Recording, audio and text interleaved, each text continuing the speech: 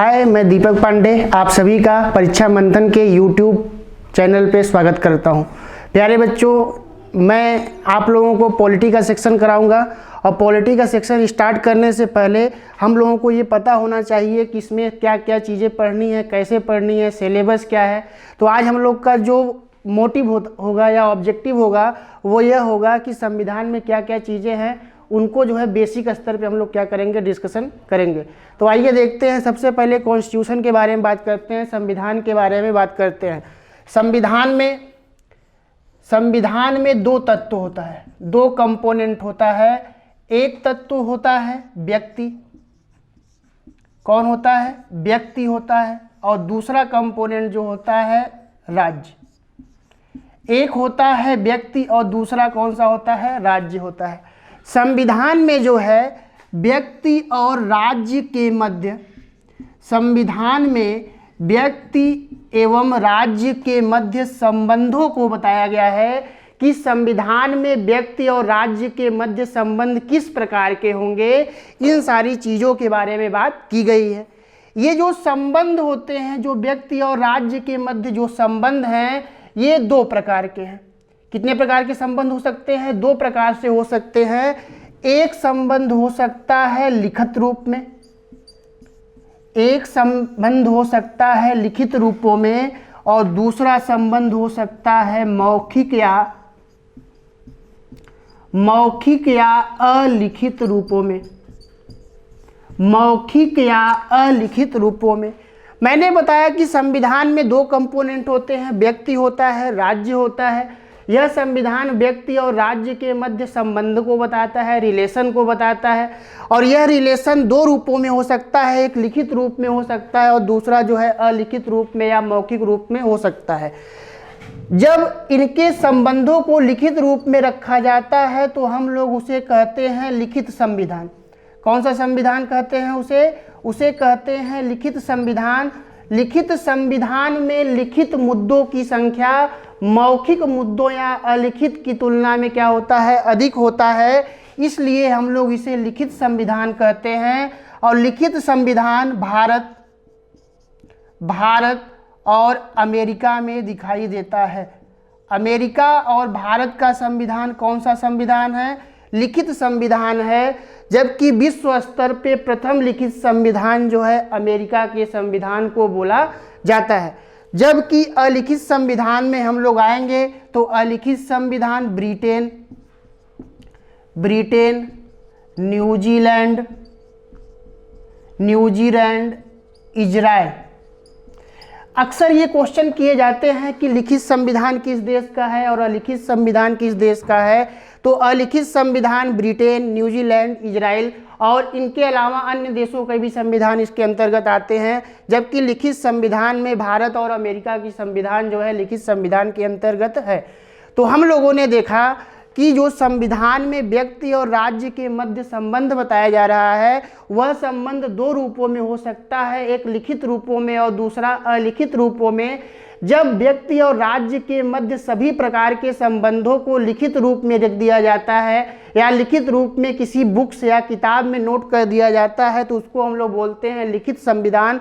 जबकि इसका just opposite क्या होता है? अलिखित संविधान होता है। ये जो व्यक्ति होते हैं यह व्यक्ति दो प्रकार के, एक व्यक्ति होता है नागरिक, एक व्यक्ति कौन होता है? नागरिक, और दूसरा होता है गैर नागरिक। एक व्यक्ति होता है नागरिक और दूसरा होता है गैर नागरिक। नागरिक को हम लोग बोल सकते हैं देशी और गैर नागरिक को हम लोग क्या बोल सकते हैं? विदेशी।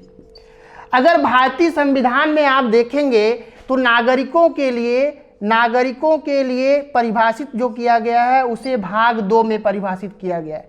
भाग 2 में किसके बारे में बात किया गया है? नागरिकता के बारे में बताया गया है कि भारत की नागरिकता कैसे प्राप्त की जाए और नागरिकता को छोड़ने के लिए क्या क्या कंडीशन दिए गए हैं। ये सारी चीज़ें हम लोग भाग 2 के अंतर्गत क्या करेंगे? बात करेंगे।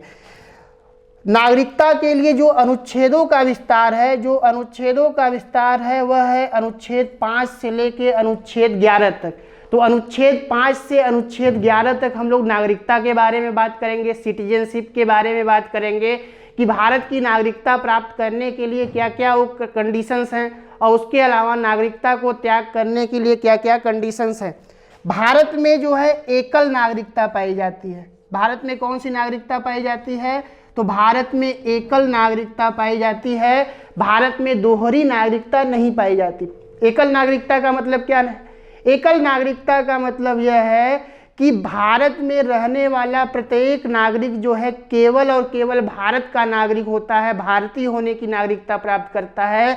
जबकि अमेरिका में दोहरी नागरिकता पाई जाती है और दोहरी नागरिकता का मतलब होता है कि एक ही व्यक्ति जो है राज्य का भी नागरिक होगा और एक ही व्यक्ति जो है केंद्र का नागरिक होगा। तो इस आधार पर उसे कौन सी नागरिकता प्राप्त होती है? तो दोहरी नागरिकता क्या होती है? प्राप्त होती है। तो भारतीय संविधान में ये जो भाग 2 है नागरिकता से संबंधित, यह भी एक टॉपिक है। इसको हम लोग सिलेबस में क्या करेंगे? बात करेंगे।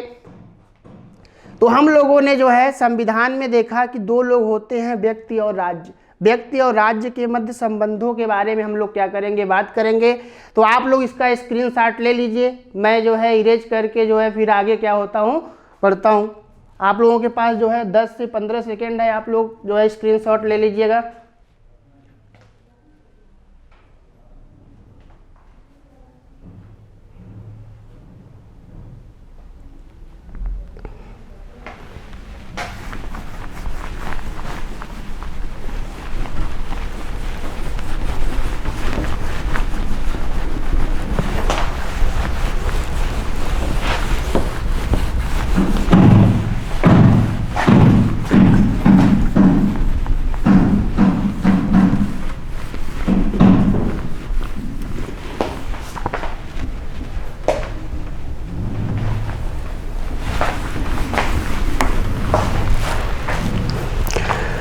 तो हम लोगों ने बात किया कि संविधान में व्यक्ति होता है और राज्य होता है। व्यक्ति 2 प्रकार का, नागरिक और गैर नागरिक। नागरिकों को जो है भारतीय संविधान में कुछ क्या है? कुछ अधिकार प्राप्त हैं। ये नागरिकों को क्या प्राप्त है? कुछ नागरिकों को जो है भारतीय संविधान में कुछ क्या प्राप्त है? अधिकार प्राप्त है। अधिकार या राइट प्राप्त है। उसके अलावा कुछ कर्तव्य प्राप्त हैं, ड्यूटीज प्राप्त हैं, कुछ कर्तव्य प्राप्त हैं, कुछ क्या है? अधिकार प्राप्त हैं। उसी प्रकार से राज्य को भी जो है भारतीय संविधान में कुछ क्या प्राप्त है? अधिकार प्राप्त है और कुछ क्या प्राप्त है? कर्तव्य प्राप्त है। भारतीय संविधान में क्या प्राप्त है? अधिकार और कर्तव्य या राइट या ड्यूटीज। तो अगर व्यक्ति या नागरिक के अधिकारों के बारे में आएंगे तो भारतीय संविधान में जो नागरिकों को अधिकार प्राप्त है उसे हम लोग बोलते हैं मूल अधिकार। उसे हम लोग कहते हैं मूल अधिकार या फंडामेंटल राइट। फंडामेंटल राइट्स जो नागरिकों को अधिकार प्राप्त है भारतीय संविधान में, उसको किस रूप में रखा गया है? तो उसे मूल अधिकारों के रूप में रखा गया है, फंडामेंटल राइट के रूप में रखा गया है। और इन मूल अधिकारों को भारतीय संविधान में भाग 3 के अंतर्गत रखा गया है। भारतीय संविधान में किस भाग के अंतर्गत रखा गया है? भाग 3 के अंतर्गत रखा गया है। इसके लिए अनुच्छेदों का विस्तार कहाँ से कहाँ तक है? अनुच्छेदों का विस्तार है 12 से लेकर 35 तक। अगर अनुच्छेद 12 से अनुच्छेद 35 तक का आप अध्ययन करेंगे, स्टडी करेंगे, तो आपको मूल अधिकारों के बारे में जानकारी मिलेगी। उसके अलावा एक क्वेश्चन और पूछता है मूल अधिकारों से कि मूल अधिकारों को भारतीय संविधान में कहाँ से लिया गया है? तो मूल अधिकारों को भारतीय संविधान में अमेरिकी संविधान से लिया गया है। किस संविधान से लिया गया है? अमेरिकी संविधान से जो है मूल अधिकारों को भारत के संविधान में क्या किया गया है? शामिल किया गया है। और जो नेक्स्ट क्वेश्चन पूछता है बेसिक स्तर पर इससे मूल अधिकारों से कि जिस समय संविधान बनके तैयार हुआ उस समय FR की संख्या कितनी थी? तो FR की संख्या उस समय कितनी थी? 7 प्रकार के FR थे। कितने प्रकार के? 7 टाइप के FR थे। बाद में इसमें से एक FR को क्या कर दिया गया? जो संपत्ति का अधिकार था, संपत्ति का अधिकार, जिसे अनुच्छेद 31 में रखा गया था, जिसे अनुच्छेद 31 में संपत्ति के अधिकार को रखा गया था, इसे क्या करके इसे जो है फंडामेंटल राइट्स से निकाल कर इसे कानूनी अधिकार बना दिया गया। कौन सा अधिकार बना दिया गया? तो इसे कानूनी अधिकार बना दिया गया। और इस कानूनी अधिकार को बनाने के बाद इसे भारतीय संविधान के भाग 12 के अनुच्छेद 300 क में रख दिया गया। तो इस प्रकार जब संपत्ति के अधिकार को मूल अधिकारों की कैटेगरी से बाहर करके इसे कानूनी अधिकार बना दिया गया, तो वर्तमान में FR की संख्या कितनी हो गई? 6 हो गई। तो क्वेश्चन ये बहुत ही महत्वपूर्ण है, अक्सर एग्जाम में पूछे जाते हैं कि संपत्ति का अधिकार या राइट टू प्रॉपर्टी यह जो है कानूनी अधिकार है या मौलिक अधिकार है? तो यह एक कानूनी अधिकार है। कानूनी अधिकार को किस अनुच्छेद में रखा गया है? तो इसे अनुच्छेद 300 क में रखा गया है। और जो नेक्स्ट इसी टाइप का प्रश्न पूछता है कि संपत्ति के अधिकार को किस संविधान संशोधन अधिनियम के द्वारा इसे कानूनी अधिकार बनाया गया? तो संपत्ति के अधिकार को 44वां संविधान संशोधन के द्वारा कानूनी अधिकार बनाया गया। नेक्स्ट क्वेश्चन ऐसा भी पूछ सकता है कि संपत्ति के अधिकार को कानूनी अधिकार कब बनाया गया? तो 1978 में बनाया गया। कौन सा अमेंडमेंट के द्वारा बनाया गया? तो इसे 44 कॉन्स्टिट्यूशनल अमेंडमेंट एक्ट के द्वारा जो है इसे लीगल राइट बना दिया गया। तो आप लोग स्क्रीनशॉट ले लीजिए, फिर इसके बारे में हम लोग आगे बात करते हैं।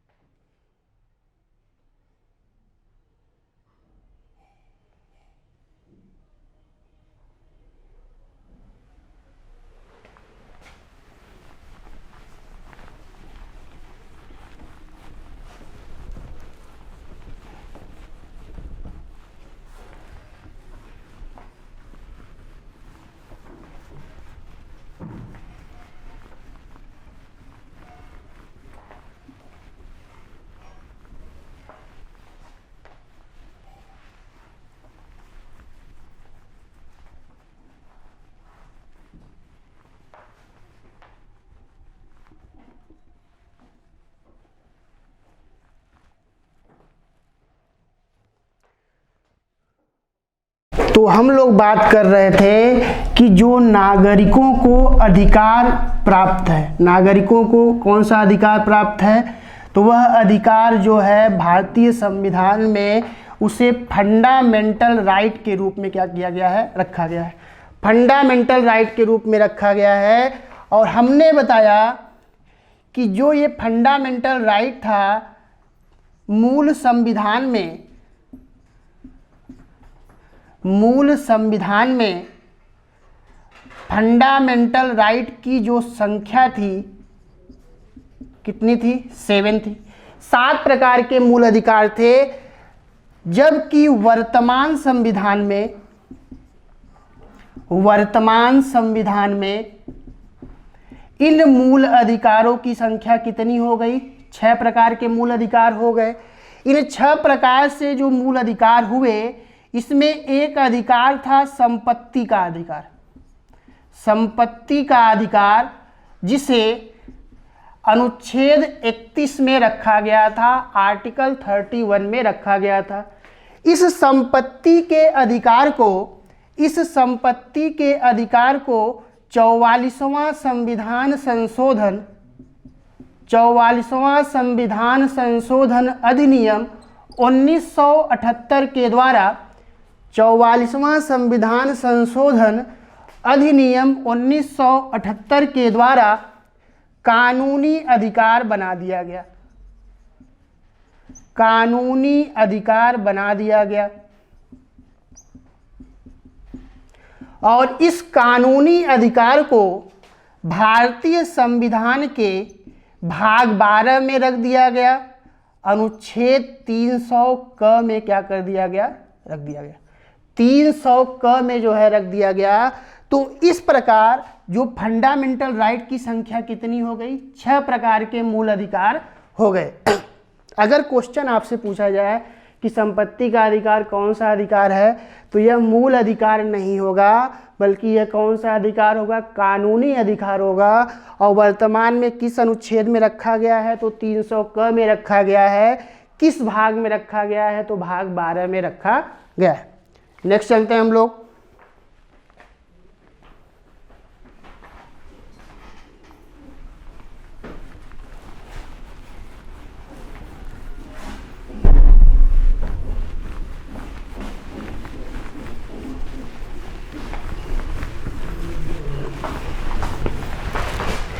जैसे हम लोगों ने बात किया कि नागरिकों को भारतीय संविधान में कुछ क्या प्राप्त हैं? अधिकार प्राप्त हैं। तो अधिकारों के बारे में हम लोगों ने देख लिया।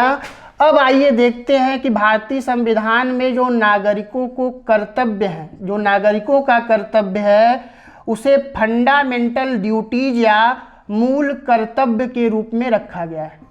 मूल कर्तव्य के रूप में रखा गया है, फंडामेंटल ड्यूटीज के रूप में रखा गया है। देखिए, इससे जो प्रश्न बनते हैं 5 से 6 7 प्रकार के प्रश्न बनते हैं, और आज ही 10 मिनट के क्लास में आप जो है ऐसे प्रश्नों को क्या कर लेंगे? डिस्कस कर लेंगे। ये जो मूल कर्तव्य होता है, इससे सबसे पहले प्रश्न यह पूछा जाता है कि मूल कर्तव्यों को भारतीय संविधान में किस समिति के सिफारिश पर शामिल किया गया? तो उस समिति का नाम है स्वर्ण सिंह समिति। स्वर्ण सिंह समिति के सिफारिश पर जो है भारतीय संविधान में मूल कर्तव्यों को क्या किया गया? शामिल किया गया। दूसरा प्रश्न यह पूछता है कि भारतीय संविधान में इन मूल कर्तव्यों को किस देश के संविधान से लिया गया? तो उस देश का नाम है सोवियत संघ। तो कहाँ से लिया गया है इसे सोवियत संघ से लिया गया है। भारतीय संविधान में इसे शामिल किया गया। तीसरा जो क्वेश्चन पूछता है, तीसरा क्वेश्चन यह पूछता है कि इसे कब शामिल किया गया भारतीय संविधान में? तो इसे 1976 में शामिल किया गया। कब शामिल किया गया? 1976 में शामिल किया गया। 1976 में शामिल किया गया। नेक्स्ट क्वेश्चन पूछता है, नेक्स्ट क्वेश्चन यह पूछता है कि मूल कर्तव्यों को जब भारतीय संविधान में शामिल किया गया तो उसके लिए कौन सा संविधान संशोधन किया गया? तो उसके लिए जो संविधान संशोधन किया गया 42वां संविधान संशोधन, 42वां संविधान संशोधन क्या किया गया। और इस 42वां संविधान संशोधन के माध्यम से भारतीय संविधान में जो फंडामेंटल ड्यूटीज थे, इनकी कितनी संख्या थी? ये 10 प्रकार के जो थे, 10 प्रकार के मूल कर्तव्यों को क्या किया गया? शामिल किया गया। 42वां संविधान संशोधन अधिनियम 1976 के द्वारा 10 मूल कर्तव्यों को क्या किया गया? शामिल किया गया। पुनः 2002 में 86वां संविधान संशोधन किया गया। 86वां संविधान संशोधन अधिनियम किया गया और इस 2002 में एक नया मूल कर्तव्य जोड़ा गया। एक नया जो है मूल कर्तव्य जोड़ा गया। इस प्रकार फंडामेंटल ड्यूटीज या मूल कर्तव्यों की संख्या बढ़कर कितनी हो गई? 10 + 1 = 11। तो इस प्रकार वर्तमान में मूल कर्तव्यों की संख्या कितनी है? फंडामेंटल ड्यूटीज की संख्या कितनी है? तो 11 प्रकार के जो है फंडामेंटल ड्यूटीज हैं, मूल कर्तव्य है। इसके बाद जो 11वां मूल कर्तव्य है वह जो है पेरेंट्स के लिए, अभिभावकों के लिए किया गया कि 6 से 14 वर्ष तक के बच्चों के लिए वह शिक्षा की व्यवस्था करे, शिक्षा जैसे माहौल को क्या करे? डेवलप करे। यह जो है माता पिता या पेरेंट्स का कर्तव्य है कि वह अपने 6 से 14 वर्ष तक के बच्चों के लिए क्या करें? शिक्षा का माहौल तैयार करें। तो ये क्या थे? मूल कर्तव्य थे। और इन मूल कर्तव्यों को किस अनुच्छेद में रखा गया है? तो इसे अनुच्छेद 51 क में रखा गया है। एक और क्वेश्चन पूछ देता है कि मूल कर्तव्यों को किस भाग में रखा गया है? तो भाग 4 क में रखा गया है। भाग 4 क में मूल कर्तव्यों को रखा गया है। विश्वास मानिए इससे ज़्यादा कभी क्वेश्चन पूछा नहीं गया है और इससे बाहर क्वेश्चन आने का संभावना भी नहीं है मूल कर्तव्य से। तो इस प्रकार बेसिक स्तर पर आज पहले क्लास में ही आपने मूल कर्तव्यों का जो है 100% प्रिपरेशन कर लिया। जो पहला क्वेश्चन पूछता है कि इसको किस समिति के सिफारिश पर शामिल किया गया, तो सरदार स्वर्ण सिंह समिति के सिफारिश पर शामिल किया गया। इसे किस भाग में रखा गया है, तो भाग 4 में रखा गया है। इसे किस देश की संविधान से भारत के संविधान में शामिल किया गया, तो सोवियत संघ से इसे लिया गया है। इसे कब शामिल किया गया भारतीय संविधान में, तो 1976 में किया गया। इसके लिए कौन सा अमेंडमेंट किया गया, तो इसके लिए 42वां संविधान संशोधन अधिनियम 1976 किया गया। कितने प्रकार के मूल कर्तव्य जोड़े गए, तो 10 प्रकार के मूल कर्तव्य जोड़े गए। 2002 में 86वां संविधान संशोधन अधिनियम के द्वारा एक नया मूल कर्तव्य जोड़ा गया और इस प्रकार मूल कर्तव्यों की संख्या बढ़ के कितनी हो गई, 11 प्रकार के मूल कर्तव्य हो गए। और इन मूल कर्तव्यों को किस अनुच्छेद में रखा गया है, तो अनुच्छेद 51 क में रखा गया है। आप लोग स्क्रीनशॉट ले लीजिए, फिर आगे हम लोग बढ़ते हैं। ये सारा टॉपिक है, आगे हम लोग सिलेबस में इसी के अकॉर्डिंग जो है आगे बढ़ेंगे। तो मूल कर्तव्य भी जब हम लोग भाग 4 पे आएंगे तो वहाँ पे मूल कर्तव्यों के बारे में डिस्कशन करेंगे। उससे पहले भाग 4 आएगा DPSP directive principle state policy, उसके बारे में चर्चा करेंगे। उससे पहले भाग 3 आएगा मूल कर्तव्य फंडामेंटल राइट्स के बारे में हम लोग बात करेंगे। उससे पहले भाग 2 आएगा नागरिकता के बारे में बात करेंगे और उससे पहले भाग 1 आएगा संघ एवं राज्य क्षेत्र, उसके बारे में बात करेंगे कि भाग 1 में अनुच्छेद 1 से 4 तक जो है अनुच्छेद 1 क्या है, अनुच्छेद 2 क्या है, 3 क्या है, 4 क्या है। उसके बाद उसी में हम लोग देखेंगे कि जब देश 1947 में स्वतंत्र हुआ तो देशी रियासतों का कैसे एकीकरण किया गया, कैसे राज्यों का गठन किया गया, कैसे 2 राज्यों को मिलाकर एक राज्य बना दिया जाता है, या कैसे किसी बाहरी क्षेत्र को जो है भारत के सीमा में मिलाया जाता है। ये सारे मुद्दे जो है भाग 1 में संघ एवं राज्य क्षेत्र के अंतर्गत हम लोग बात करेंगे। तो इसका स्क्रीनशॉट ले लीजिए, फिर हम लोग आगे बढ़ते हैं।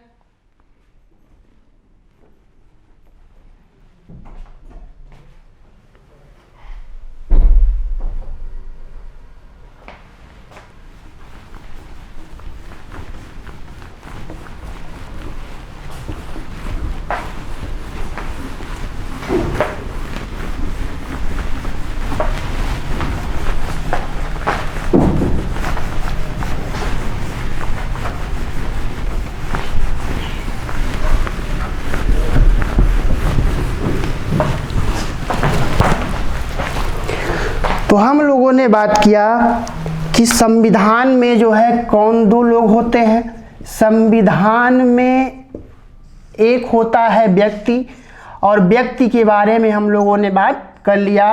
और दूसरा जो कंपोनेंट था वो था राज्य। ये जो स्टेट है, राज्य है, राज्य को जो परिभाषित किया गया है, परिभाषित किसके द्वारा किया गया है, तो यूनाइटेड नेशन के द्वारा परिभाषित किया गया है। और इस राज्य को राज्य होने के लिए इसमें 4 तत्व होते हैं। कितने कंपोनेंट होते हैं, 4 तत्व होते हैं, या 4 कंपोनेंट इसमें दिखाई देते हैं। जो 4 तत्व होते हैं वो तत्व कौन कौन से हैं। एक तत्व इसमें होता है सरकार, गवर्नमेंट होती है। दूसरा कौन सा होता है, दूसरा होता है संप्रभुता, सोवेरेनिटी।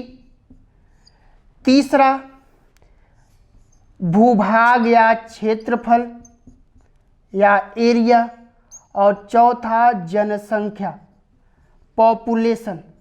ये 4 तत्व जो है राज्य में दिखाई देते हैं। अगर राज्य में ये 4 तत्व होंगे तो हम कहेंगे कि राज्य जो है इन परिभाषा के द्वारा जो परिभाषा दी गई है उसके कैटेगरी में आते हैं। अगर इन 4 तत्वों में कोई एक तत्व नहीं होगा तो उसे हम लोग राज्य नहीं बोलेंगे। क्वेश्चन बहुत बार पूछा जा चुका है कि राज्य के अंतर्गत कौन कौन से तत्व शामिल हैं, तो सरकार प्लस संप्रभुता प्लस भूभाग प्लस जनसंख्या इज इक्वल टू राज्य। तो राज्य के 4 तत्वों को डिस्कस करने से पहले हम लोग पहले ये देखते हैं कि जैसे हम लोगों ने देखा कि व्यक्ति के क्या है, अधिकार हैं, व्यक्ति के क्या हैं, कर्तव्य हैं। तो इस सब चीज़ों के बारे में हम लोगों ने बात कर लिया था। तो आइए देखते हैं राज्य के अधिकार क्या हैं, राज्य के अधिकार क्या हैं और राज्य का कर्तव्य क्या है। राज्य का अधिकार क्या है और राज्य का कर्तव्य क्या है। राज्य का अधिकार और कर्तव्य जान लेते हैं तो फिर हम लोग देखेंगे कि ये जो राज्य के जो 4 कंपोनेंट हैं इनका एक्सप्लेनेशन कैसे कैसे है उसके बारे में हम लोग क्या करेंगे, चर्चा करेंगे। तो राज्य का अधिकार यह है कि वह क्या करे, नई नई सरकारों का गठन करे, नई नई सरकारों का गठन करे, सरकारों का गठन करे, जबकि राज्य का कर्तव्य है डीपीएसपी। राज्य का कर्तव्य क्या है, DPSP directive principle state policy या राज्य के नीति निर्देशक तत्व। तो डीपीएसपी से भी जो है बेसिक स्तर पे कुछ क्वेश्चन किए जाते हैं, जैसे कि डीपीएसपी को किस भाग में रखा गया है, जैसे डीपीएसपी के लिए अनुच्छेदों का विस्तार कहाँ से कहाँ तक है, डीपीएसपी को भारतीय संविधान में किस देश के संविधान से शामिल किया गया, और डीपीएसपी राज्य का कर्तव्य है और इस कर्तव्य के माध्यम से जो है राज्य क्या करता है, अपने नागरिकों के विकास के लिए कल्याणकारी योजनाएं चलाता है, अपने नागरिकों की सुरक्षा के लिए नए नए कानूनों का निर्माण करता है और उनकी आवश्यकताओं की पूर्ति के लिए नए नए रोजगार का क्या करता है, सृजन करता है। ये सभी कार्य जो हैं राज्य के कर्तव्य हैं और ये कर्तव्य कहाँ पे बताए गए हैं, तो भारतीय संविधान के भाग 4 क के राज्य के नीति निर्देशक तत्व में बताया गया है। तो आइए देख लेते हैं जो डीपीएसपी को कहाँ से लिया गया है। तो डीपीएसपी को आयरलैंड के संविधान से लिया गया है या आयरिश संविधान से लिया गया है। डीपीएसपी को किस भाग में रखा गया है, तो डीपीएसपी को भाग 4 में रखा गया है। डीपीएसपी के लिए अनुच्छेदों का विस्तार कहाँ से कहाँ तक है, तो डीपीएसपी के लिए अनुच्छेदों का विस्तार अनुच्छेद 36 से अनुच्छेद 51 तक है।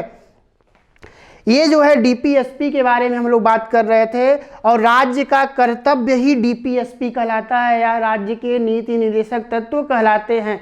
तो हम लोगों ने सिलेबस में जो है 4 टॉपिक के बारे में बात किया, 5 टॉपिक के बारे में बात किया। पहला था संविधान, संविधान, उसके बाद दूसरा टॉपिक हम लोगों ने देखा नागरिकता, तीसरा टॉपिक हम लोगों ने देखा मूल अधिकार,